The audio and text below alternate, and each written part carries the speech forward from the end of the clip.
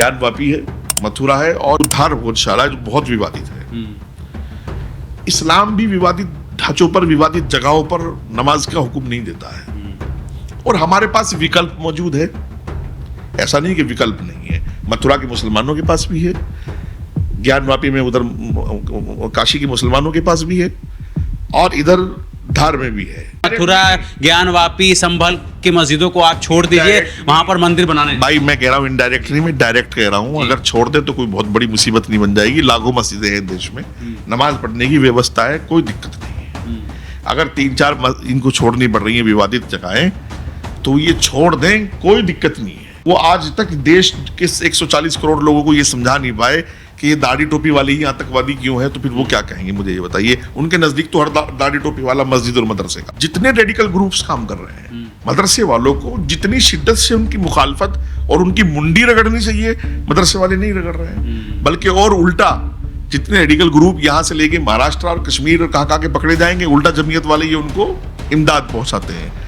भाई NIA मेहनत करके और दूसरी एजेंसियां मेहनत करके, ATS मेहनत करके उठा के, स्पेशल सेल दिल्ली का मेहनत करके उठा के टेररिस्टों को पकड़ता है और ये वकील खड़ा कर देते हैं उनके लिए। तो इसलिए हमें भी समझना होगा कि हर रेडिकल आदमी, अच्छा मुझे चलिए बताइए, इस बात को केशव प्रसाद मौर्य ने तो उत्तर प्रदेश में जो कुछ करना किया, आप गूगल कर लीजिए, यूट्यूब कर लीजिए और पूरी दुनिया के नक्शे पर नजर डालिए। आपसे मैं तैयार हूं आमने सामने बात करने के लिए कि दुनिया में जितने रेडिकल ग्रुप हैं, आतंकवादी ग्रुप हैं, टॉप 10 जितने आतंकवादी दहशतगर्द संगठन है, वो मुसलमान ही क्यों है? लश्कर तैयबा, जैश ए मोहम्मद, बताइए मेरे प्यारे नबी सल्लल्लाहु अलैहि वसल्लम के नाम पर इन खबीस शैतानों ने, घटिया लोगों ने बनाया है। इंडियन मुजाहिदीन बनाया था बीच में, और वो पाकिस्तान में इतनी बड़ी बड़ी दाढ़ी है उसकी, वो मुल्ला जी सईद, हाफिज सईद, हाँ, और अजहर मसूद, एक वो तो सफेद दाढ़ी वाला है, वो तो कहता कुरान आतंकवादी बनाने को कह रहा है उनको। लाल मस्जिद वाला वो शैतान सड़ा हुआ मौलाना एक। यहाँ से पाकिस्तान से थोड़ा आगे बढ़ते हैं, बांग्लादेश में अल अंसार, और भी जमात इस्लामी भी वहाँ रेडिकल ग्रुप में आती है बांग्लादेश में। और आगे बढ़ते हैं हमने सोचा ये एशिया कंट्रीज है, थोड़ा अरब में जाएंगे। भाई शाम में क्या हो रहा है, ईरान में क्या हो रहा है, मैं इतिहास में, पूरी दुनिया के इतिहास में सैकड़ों साल के, ईरान से बड़ा जालिम किसी को नहीं समझता हूं। ईरान और पाकिस्तान 2 मुल्क ऐसे हैं जिन्होंने तकरीबन 50 लाख मुसलमानों का कत्ल किया। 50 लाख मुसलमानों का, कितना बताया मैंने? 5 मिलियन की बात मैं कर रहा हूं। राम मंदिर तो बन के तैयार हो गया, अब उत्तर प्रदेश में अगला साल इलेक्शन भी है। संभल और फिर से वापस मथुरा का जिक्र बहुत ज़्यादा होने लगा है। क्या होगा आगे? मतलब वापस 1992 हम लोग को देखने के लिए मिल सकता है देश के अंदर, या फिर सर्वसम्मति से जो फैसला आएगा वो सबको मंजूर होगा, या फिर जो चीज़ जैसे चल रही है वो वैसे ही चलती रहेगी? देखिए, इस मुल्क में सनातन समाज जो है, हिंदू समाज, वो इस तरह की चीज़ों पर विश्वास नहीं रखता है। कोर्ट में लड़ रहा है, मुसलमान भी कोर्ट में लड़ रहा है, दोनों लड़ रहे हैं। संभल वाला मैटर भी कोर्ट में है, मथुरा वाला मैटर भी कोर्ट में है। बाकी मेरी इच्छा अगर कोई पर्सनल पूछे ये थी, राय मशवरा तो सभी दे सकते हैं, कि 2-3 चीजें जो हैं, ये जो बिल्कुल आस्था से डायरेक्टली जुड़ी हुई हैं, जैसा श्री कृष्ण जन्मभूमि का विवाद है, और भी 1-2 चीजें हैं, ज्ञानवापी है। तो नॉन पॉलिटिकल लोग, जो चर्चित लोग हैं, संत और मौलाना लोग, जिनका पॉलिटिक्स से कोई लेना देना ना हो, वो बैठकर इस पर बात करके और एक अच्छा रास्ता निकालते समझौते का, जिससे हमारा सनातन समाज भी खुश होता, मुस्लिम समाज भी खुश होता और एक अच्छा रास्ता निकलता। जिस समझौते की बात आप कर रहे हैं, तो यहाँ पर तो समझौता यही हो सकता है कि मुसलमान उन मस्जिदों को छोड़ दे। इसके अलावा तो कोई बहुत बड़ी मुसीबत नहीं आ जाएगी अगर छोड़ देंगे, कोई बहुत बड़ी आफत नहीं आ जाएगी अगर मुसलमान। मतलब आप इनडायरेक्टली वे में कह रहे हैं या डायरेक्टली वे में कह रहे हैं कि मथुरा, ज्ञानवापी, संभल की मस्जिदों को आप छोड़ दीजिए, वहां पर मंदिर बनाने? भाई मैं कह रहा हूँ इनडायरेक्ट नहीं, मैं डायरेक्ट कह रहा हूँ, अगर छोड़ दे तो कोई बहुत बड़ी मुसीबत नहीं बन जाएगी। लाखों मस्जिदें हैं देश में, नमाज पढ़ने की व्यवस्था है, कोई दिक्कत नहीं है। अगर 3-4 इनको छोड़नी पड़ रही है विवादित जगहें, तो ये छोड़ दें, कोई दिक्कत नहीं है, दे दें, समझौता हो, शांति हो, मुल्क में अमन रहे, और एक लिखित पढ़ित में एग्रीमेंट हो कि भाई जो चीजें विवादित थी वो हमने दे दी है और आइंदा किसी चीज पर कोई विवाद हमारा नहीं होगा। राम मंदिर के फैसले पर भी तो यही हुआ था ना, फिर प्लेसेस ऑफ वर्शिप एक्ट था, अब फिर क्यों मथुरा ज्ञानवापी और इसको लेकर के बवाल मचा हुआ? ये राजनीति रोटियां सेकने के लिए लोग कह रहे हैं, ऐसा कर रहे हैं। देखिए, राजनीति रोटियां कौन सेकता मुझे नहीं पता। तो बीजेपी पे आरोप लग रहा है। नहीं, आरोप तो समाजवादी पर भी लगना चाहिए। राम मंदिर, बाबरी मस्जिद पर कार सेवा हुई थी तो कितने लोगों को मारा था। बात दोनों तरफ होनी चाहिए। एक तरफ ने गोली चलाने का आदेश था डायरेक्ट, सैकड़ों लोगों की लाशें आई थी वहां से, तो बात तो दोनों तरफ होनी चाहिए। देखिएगा, मैं कहता हूं, मैंने आपसे क्या कहा, नॉन पॉलिटिकल लोग, जो देश के हित वाले लोग हैं, साधु संत समाज के, मौलाना समाज के, मुफ्ती समाज के, वो आए सामने। पहले भी समझौता तकरीबन हो गया था। मैं आज आपको अंदर की बात बता रहा हूं। हमारे एक बुजुर्ग थे नदवे के, हज़रत अली मियां नदवी रहमतुल्लाह अलैह, मुस्लिम पर्सनल लॉ बोर्ड के उस वक्त चीफ थे। तो वो हजरात और कुछ हमारे साधु संतों ने बैठ करके फैसला कर लिया था, चीजें तय हो गई थी।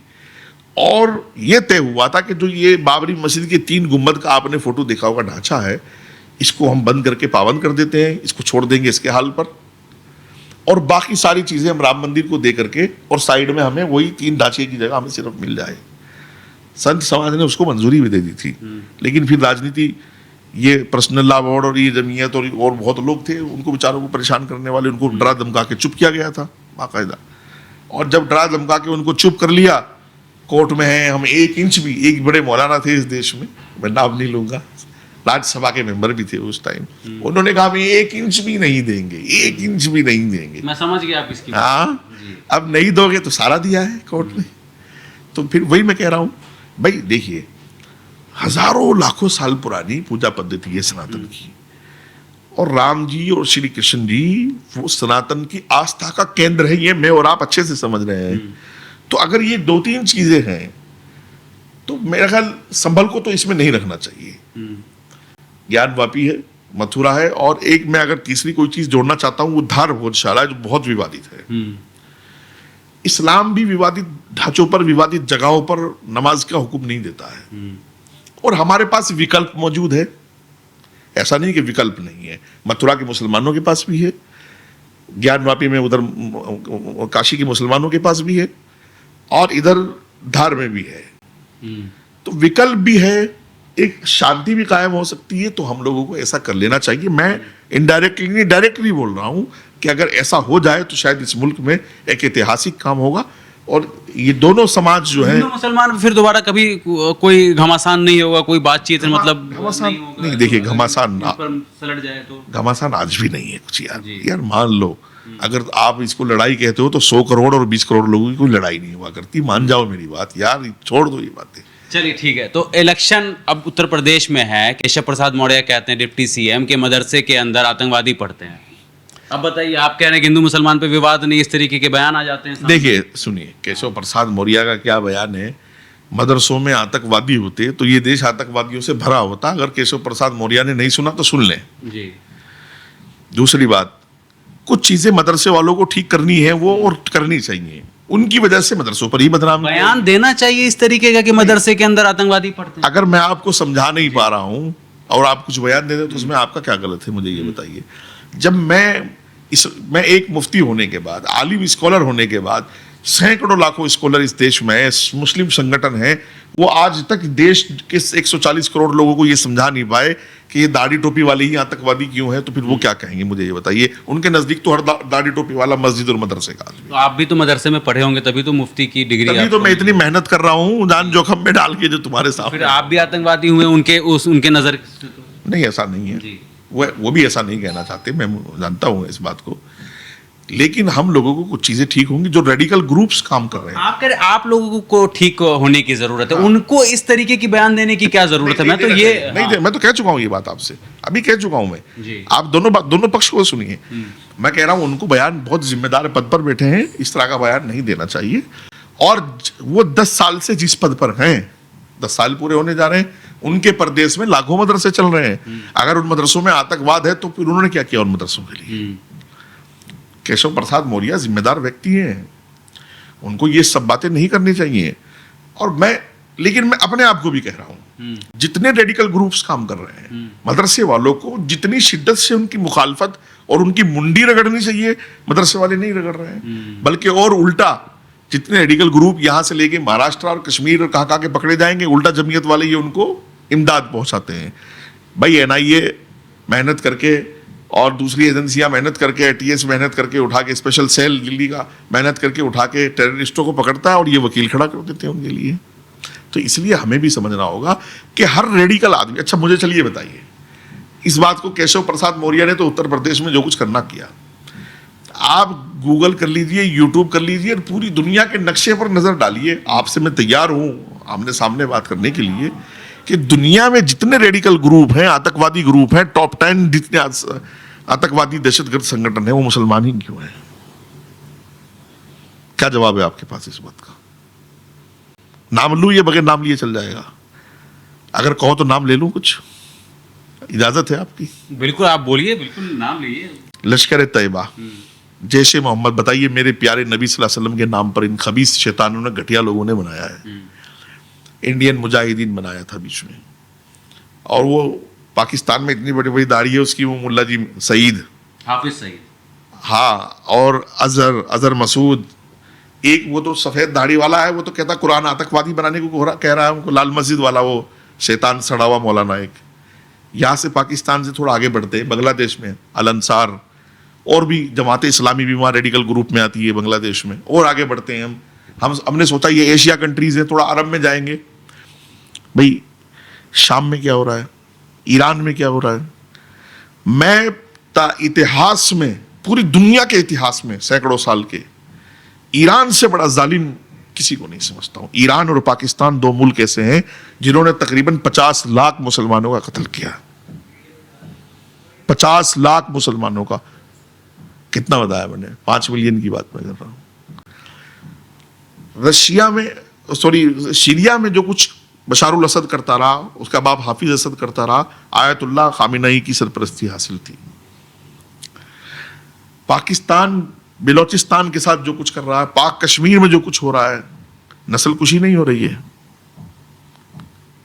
नस्ल कुशी नहीं कहेंगे उसको कि कितनी मेरी बेटियां, बच्चियां छोटी छोटी ऐसी हैं आज भी बलोचिस्तान में, उनके बाप को उठाया, अगवा किया, शक्ल ही नहीं देखी बाप कहाँ है। 10-10 साल के स्कूल के बच्चों को अगवा किया माँ बाप को टॉर्चर करने के लिए कि बाप जो है वो तहरीक से हट जाएंगे और काम। मैं समझता हूं कि जितनी नस्ल कुशी दुनिया में ईरान ने और पाकिस्तान ने की है, ये मुंह दिखाने के काबिल है इस्लाम को और मुसलमानों को और रसूल सल्लल्लाहु अलैहि वसल्लम को मुंह दिखाने। दुनिया में सबसे ज्यादा बलास्त्र जो हैं वो पाकिस्तान में हुए मजहब के नाम पर, शिया में, सुन्नी में, अहले हदीस में, देवबंदी में, बरेलवी में। ये अपनी फिक्र करें। मुसलमान वंदे मातरम तो लागू हो गया, पढ़ना है पढ़े, नहीं पढ़ना है बांग्लादेश, पाकिस्तान, बर्मा, अफगानिस्तान, कई इस्लामी हुकूमतें आसपास हैं, वीजा मिलना चाहिए इनको, चले जाना चाहिए। यूपी में क्या होने जा रहा, मुसलमानों को क्या कहेंगे? वोट बैंक किस तरफ जाएगा? समाजवादी पार्टी की तरफ जाएगा सारा मुसलमान, या कई सारे मौलाना कह रहे हैं कि समाजवादी पार्टी को कि आप मुसलमान चीफ मिनिस्टर का नाम घोषित करिए, तभी मुसलमान आपको वोट देगा। तो क्या होने जा रहा है उत्तर प्रदेश में? देखिए सुन लीजिए, अगर मुसलमान गुलामी की ज़हनियत से निकल चुका है, मुसलमान अगर तरक्की चाहता है, मुसलमान चाहता है कि विकास में देश की तरक्की की दौड़ में वो शामिल हो, अगर मुसलमान चाहता है कि सिर्फ नाखून कटा करके मैं भी शहीदों में लिखा जाऊं, मुसलमान चाहता है कि यूपी क्राइम मुक्त हो, यूपी के माफिया सर ना उभारें, यूपी में वसूली गैंग चालू ना हो, यूपी में माँ बहन बेटियों की रक्षा और सुरक्षा ऐसे ही रहे जैसे है, तो उनको योगी जी को चुनना चाहिए। क्योंकि मुसलमानों देखो, बुरा मत मानना भाई, राशन का पूरा फायदा उठाया है, जन धन योजना का पूरा फायदा उठाया है, आयुष्मान का पूरा फायदा उठाया है, प्राइम मिनिस्टर और सीएम योजना में घर खूब लिए हैं 2.5-3 लाख रुपए। और ये सब लेने के बाद भी अगर तुम जहनी गुलाम हो कांग्रेस के, मायावती के और सपा के, तो तुम्हारे ऊपर लानत है। बीजेपी तुमसे वोट नहीं मांग रही है, बीजेपी ने प्रैक्टिकली 10 साल में वो करके दिखाया जो करना चाहिए था, और तुमने पूरा फायदा उठाया। और ये सब फायदा उठाने के बाद भी अच्छी सड़कों पर चलकर, अच्छी जो है स्वास्थ्य की व्यवस्था लेकर, अच्छा बिजली पानी इस्तेमाल करके, अच्छे स्कूलों में जाकर, अच्छा जो है प्रदेश का लॉ एंड ऑर्डर पाकर भी अगर तुम सुधर नहीं सकते, तो भैया माफी है तुमसे। अखिलेश न कल यूपी के चुनाव में थे, न अब रहेंगे। 27 सीटें मात्र पाएंगे, और अगर सारी खाला बुआ फूफी मौसी सब मिल जाएं तो 50 सीट पाएंगे। लोकसभा में तो उल्टा हुआ था ना सर, 37 सीट जीत करके आई थी समाजवादी। देखिए सुनिए, समीकरण हमेशा एक जैसा रहे तो ऐसा तो नहीं है। यूपी के जो चीफ मिनिस्टर हैं वो पूरे देश के लिए एक आइडियल चीफ मिनिस्टर हैं। आप तो खुद चुनाव कवर करते हैं, आप बंगाल भी जरूर गए होंगे, मुझे उम्मीद है आप आसाम गए होंगे, आप बिहार में भी होंगे, अभी चुनाव हुआ था। आपने ईमानदारी से बताइए ये नारे सुने कि नहीं कि योगी जैसा चीफ मिनिस्टर चाहिए, योगी आइडियल है देश के लिए, बताइए। आसाम में मैं खुद सुन के आ रहा हूँ, बंगाल में मैंने खुद मांग देखी है, योगी मॉडल, योगी मॉडल बात कर रहे हैं। तो फिर अगर कोई यूपी वालों की किस्मत थोड़ा ही मारी गई है कि आज यूपी साफ सुथरा हो गया, आईने की तरह साफ सुथरा। आज जिस यूपी में दिन छिपने से पहले वसूली गैंग स्टार्ट हो जाते थे, दिन छिपने से पहले माए बहनें अंदर घुस जाया करती थी कि क्या होगा, चीजें छीन लेंगे, कान फाड़ लेंगे और फलाना। हर महीने में तो गैंग बदलता था, हर 3 महीने में कभी सरिया गैंग, कभी कच्चा गैंग, कभी फलाना गैंग। कहाँ है सब भाई? सब या तो सब नीचे है, ये सब अंदर जेल में है। पर कहा जाता है कि यूपी में मुसलमानों को काफी ज्यादा टाइट कर दिया गया। मुसलमान अगर कहीं पे कोई क्राइम करता है तो 2 मिनट नहीं लगता है, उसके घर के ऊपर बुलडोजर चल जाता है। तो मुसलमान काफी ज्यादा डरा हुआ है। नहीं, क्राइम की बात यह है, देखिए टाइट की बात यह है कि जहां जितनी जरूरत है क्राइम को कंट्रोल करने की, उतना काम ऑफिसर्स ने लेकिन किया है। आंकड़े भी कहते हैं ना कि मुसलमानों के घर के ऊपर बुलडोजर ज्यादा चले होते हैं। आंकड़े ये भी कहते हैं कि मुसलमानों पर मुकदमे ज्यादा थे, गौकुशी के 307 के, 302 के। एक एनकाउंटर लिया है, चलिए मिलके हाई कोर्ट और सुप्रीम कोर्ट चलेंगे, एक एनकाउंटर लाओ जो फेंक किया हो, लाओ, मैं करता हूँ वकील। घर पे बुलडोजर चलाना सही बहुत जरूरी है। जरूरी है। कैसे करेंगे क्राइम कंट्रोल आप? उनके जो एक क्रिमिनल के घर में तो एक नॉन क्रिमिनल लोग भी तो रह रहे होंगे ना, जो अपनी जिंदगी में मतलब रखते होंगे, कोई क्राइम नहीं करते होंगे, आप उसका घर ढहा देते हैं। देखिए एक अतीक की मिसाल लेते हैं, क्योंकि वो भी ट्रेंड में है, वो ताजा है। एक अतीक ने 200 मुकदमे थे, 225 के आसपास उनके ऊपर, जिसमें 60 से 70 के आसपास कोई हत्याओं के मुकदमे। क्या एक अच्छे मुसलमान पर इतनी हत्याओं के, इतने रेपों के, इतने 307 अटेम्प्ट टू मर्डर के मुकदमे हो सकते हैं? बताइए आप ईमानदारी से बताइए। अशरफ ने मदरसा पूरा लूट के बलात्कार करके मदरसा बंद करा दिया था। क्या एक मुसलमानों का लीडर ऐसा होता है? और फिर लानत है ना उन घर वालों पे, वो घर वाले ऐसे लोगों को साथ रखते क्यों हैं? इस देश में कानून है, अगर आपका बेटा, आपका बाप, आपका भाई आपके कब्जे में नहीं है तो आप कानून को लिख के बता सकते हैं कानून कि तो जेल में डालने का, फांसी देने का, घर पे बुलडोजर चलाने का तो नहीं है। सुप्रीम कोर्ट टिप्पणी कर चुका है। मैं कह रहा हूँ हाँ, तो सुप्रीम कोर्ट का आदर है, सम्मान है, तो लेकिन आप कह रहे हैं चला दो बुलडोजर, फिर कह रहे हो कि आप कि मुसलमान भाजपा को वोट क्यों नहीं करता? कैसे करेगा वोट? नहीं, मत दे वोट। हाँ, भाजपा ने कब कहा उनको वोट दे मुसलमान? कब कहा है? कोई स्टेटमेंट ऐसा? नहीं, वो तो कहते हैं हमें चाहिए ही नहीं। नहीं, अब तक बगैर भाजपा के, बगैर मुसलमानों के सरकारें नहीं बन रही है इस देश में। लेकिन मुसलमान उंगली उठा करके बताए कि फायदा योजनाओं का उठाया कि नहीं उठाया। मेरे सवाल का भी तो जवाब होना चाहिए किसी के पास। और फिर वोट की राजनीति मुसलमान कर रहा है। जब आप सीएम बन गए, आप पीएम बन गए, तो आप वोट की राजनीति नहीं कर सकते। समाजवादी पार्टी अगर मुस्लिम चेहरा को घोषित कर दे चीफ मिनिस्टर, देखिए मजहब के नाम पर हम किसी को वोट नहीं देंगे, क्योंकि समाजवादी की सोच जो है ना, वो इतनी ही घटिया है जितनी घटिया अब से पहले हम देख चुके हैं। हमें मालूम है भाई। देखिए योगी जी को ना किसी भतीजे को एमपी बनाना है, योगी जी को ना बेटे को सीएम बनाना है, योगी जी को वाइफ को राज्यसभा लोकसभा भेजना नहीं है, योगी जी को माता पिता को या किसी भाई को जो है वो एमएलसी एमएलए नहीं बनाना है। ऐसा नहीं है कि साहब सेफई में ही प्रधानी से लेकर के चीफ मिनिस्टर तक की सारी कुर्सियां सेफई में रहेंगी। उनका तो एक ही साफ संदेश है, जनता की सेवा। और जब संत सेवा करता है तो वो ईश्वर को साक्षी मान के करता है। जब संत सेवा करता है तो उसके अंदर कोई लोभ लालच नहीं होता। और जिस गद्दी पर वो संत बैठा हुआ है, जहां के वो पिताधीश्वर हैं, वो 1000 मुख्यमंत्रियों से बड़ी जगह है। खबरें ये भी हैं कि योगी आदित्यनाथ के नाम पे, चेहरे पे चुनाव लड़ा जाएगा। अगर भाजपा जीतती है तो वो नहीं होंगे मुख्यमंत्री। इस बात की आप किस तरीके से देखते हैं? और अगर ऐसा होता है तो फिर पूरी राजनीति बदल जाएगी। देखिए ये खबरें आपके पास आ रही होंगी कहीं से, हमारे पास अभी नहीं पहुंची। कहा जा रहा अमित शाह नहीं चाहते हैं। नहीं, ऐसा नहीं है। नहीं। अगर मुख्यमंत्री बन गए तो 29 में प्राइम मिनिस्टर बनने के उम्मीदवार मैं आज आपको एक बात बता दूं ताकि ये संदेश बहुत क्लियर हो जाए। इस देश में मैंने बड़े इंसिडेंट्स देखे हैं।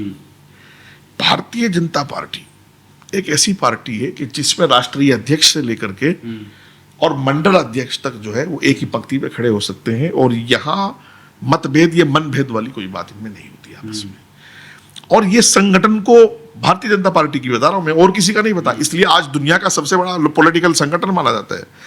भारतीय जनता पार्टी का जो मैंने खूबी देखी है कार्यकर्ताओं की, वो अपने सम्मान के लिए नहीं, पार्टी के और विचारधारा के सम्मान के लिए काम करता है। वरना अगर मैं क्लियर कहूं इन बातों को, मैं चूंकि किसी का उधार रखता नहीं हूं तो बीजेपी का क्यों रखूंगा। वो सम्मान जो दूसरी पार्टियां अपने कार्यकर्ता को देती हैं, बीजेपी नहीं देती वो सम्मान। मैं बिल्कुल क्लियर पर बात मैं तो अमित शाह और योगी आदित्यनाथ की बात कर रहा हूं, मैं इन दोनों के बीच में। वो दोनों इतने बड़े लीडर हैं, इतने बड़े लोग हैं कि इस तरह की बातें उनके लिए करना भी मुनासिब नहीं है। दोनों देश चला रहे हैं, वो स्टेट चला रहे हैं, वो देश चला रहे हैं। तो प्राइम मिनिस्टर का चेहरा बन जाएंगे 29 में। ये सब बातें ये तो मैं और आप कर रहे हैं ना बैठ करके। प्राइम मिनिस्टर का चेहरा नहीं, इस पार्टी में तो एक एमपी का और एक एमएलए का टिकट भी संसदीय बोर्ड तय करता है। यहाँ ऐसे तय नहीं होता कि सोनिया गांधी जी ने फोन किया तो मनमोहन को प्राइम मिनिस्टर बना लो, और सोनिया गांधी जी ने फोन किया तो पी चिदम्बरम को गृह मंत्री बना लो। यहाँ भैया फोन पर चीजें तय नहीं होती। यहाँ कानून से, संविधान से, पार्टी के डिसिप्लिन से और पार्टी के नेतृत्व से चीजें तय होती हैं, जहां तक मैंने अनुभव किया इस पार्टी का। 10 साल के कार्यकाल को कैसे देख रहे हैं आप लोग, योगी आदित्यनाथ को? एक मुसलमान कैसे देख रहा है? आप उत्तर प्रदेश से आप। मैं तो बहुत शानदार देखता हूँ। अच्छी सड़कें, अच्छी हवा, अच्छा पानी।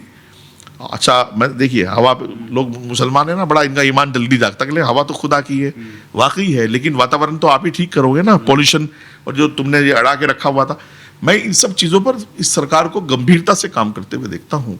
और मैं ये देखता हूँ कि गरीब आदमी और जो लोकल लोग हैं, जो एक साधारण है, एक रेडी पटरी वाला है, उसको किस चीज़ की अपेक्षा होती है अपने मुख्यमंत्री से? ये अपेक्षा होती है कोई इसको डराए नहीं, कोई इसको धमकाए नहीं, कोई उसका सामान चोरी ना कर ले, कोई इसको फ्रूट ना ले जाए, कोई उसके किसान को क्या अपेक्षा है, मेरे तंत्र ना उठा ले, कोई मेरे गाय भैंस ना ले जाए। ये अपेक्षाएं इस सरकार से पूरी हुई हैं।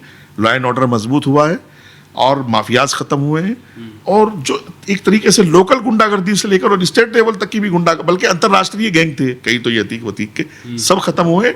और मैं कहता हूं यार, बहुत मुश्किल से यूपी की जनता ने ठंडी सांस ली है, तो अभी बख्शो, अभी 10-20 साल और योगी जी को रहने दो।